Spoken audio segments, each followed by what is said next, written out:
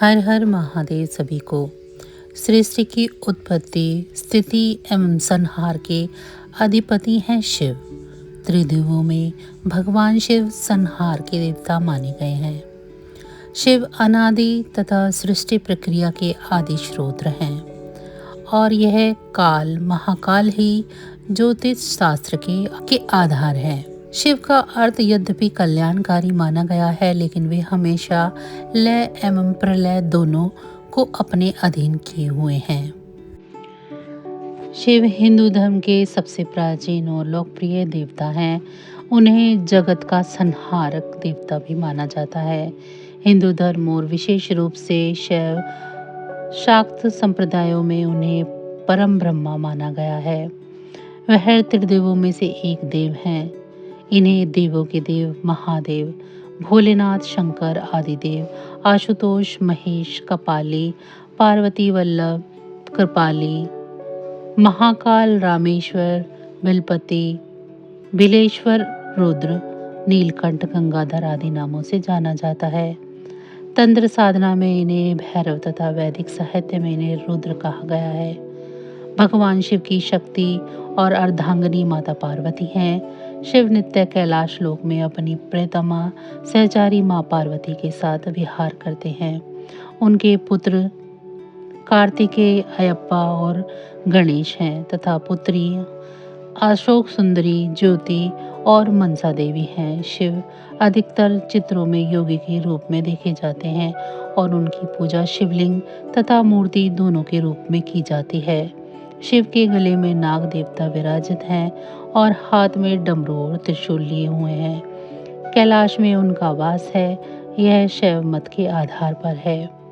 इस मत में शिव के साथ शक्ति सर्व रूप से पूजित है।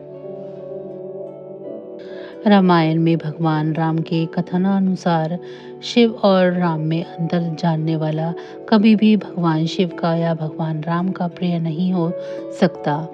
शुक्ल यजुर्वेद संहिता के अंतर्गत रुद्र अष्टाध्यायी के अनुसार सूर्य, इंद्र, विराट पुरुष, हरे वृक्ष, अन्न, जल, वायु एवं मनुष्य के कल्याण के सभी हेतु भगवान शिव के ही स्वरूप हैं। भगवान सूर्य के रूप में वे शिव भगवान मनुष्य के कर्मों को भली भांति निरीक्षण कर उन्हें वैसा ही फल देते हैं। आशय यह है कि संपूर्ण सृष्टि शिवमय है। मनुष्य अपने अपने कर्मानुसार फल पाते हैं, अर्थात स्वस्थ बुद्धि वालों को वृष्टि रूपी जल, अन्न, धन, आरोग्य, सुख आदि भगवान शिव प्रदान करते हैं और दुर्बल बुद्धि वालों के लिए व्याधि, दुख एवं मृत्यु आदि का विधान भी शिव जी करते हैं।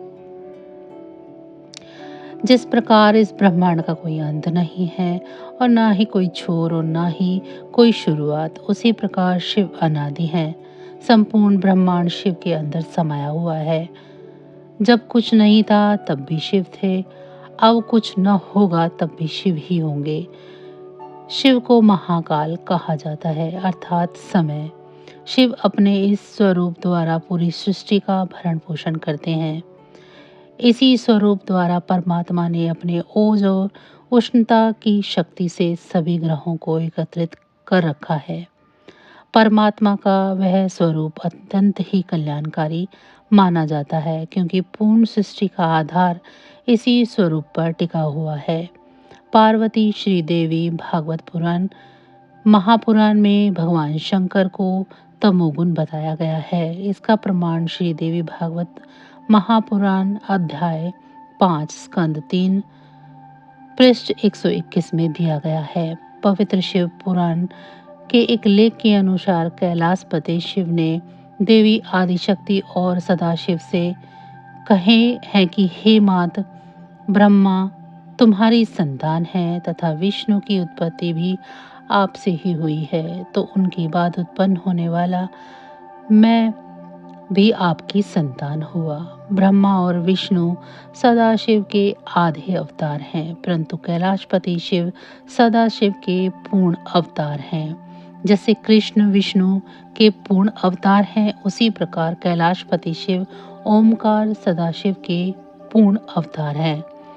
सदाशिव और शिव देखने में वेशभूषा और गुण में बिल्कुल समान हैं। इसी प्रकार देवी सरस्वती, लक्ष्मी और पार्वती आदि शक्ति की ही अवतार हैं।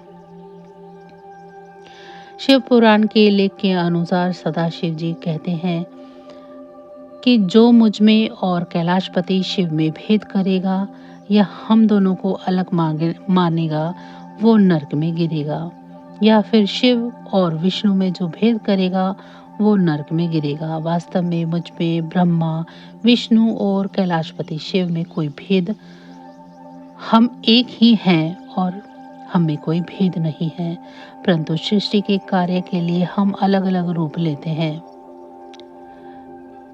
पृथ्वी पर बीते हुए इतिहास में सतयुग और कलयुग तक एक ही मानव शरीर ऐसा है जिसके ललाट पर ज्योति है। इसी स्वरूप द्वारा जीवन व्यतीत कर परमात्मा ने मानव को वेदों का ज्ञान प्रदान किया, जो मानव के लिए अत्यंत ही कल्याणकारी साबित हुआ है। वेदो शिवम शिवो वेदम।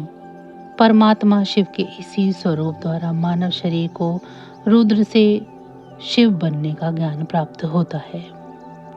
तो बस आज की जानकारी इतनी ही थी। फिर मिलेंगे हम आपको ऐसी ही किसी अन्य जानकारी के साथ अगली वीडियो में। तब तक अगर आपको मेरी ये जानकारी अच्छी लगी है तो वीडियो को लाइक करें। चैनल को अभी तक सब्सक्राइब नहीं किया है तो चैनल को सब्सक्राइब कर लें और कमेंट बॉक्स में मुझे ज़रूर बताएं कि आप सभी को मेरी ये जानकारियाँ कैसी लग रही हैं। इसी के साथ भगवान भोलेनाथ की कृपा दृष्टि आप सभी पर सदैव बनी रहे। आप सभी का बहुत बहुत धन्यवाद। ओम नमः शिवाय।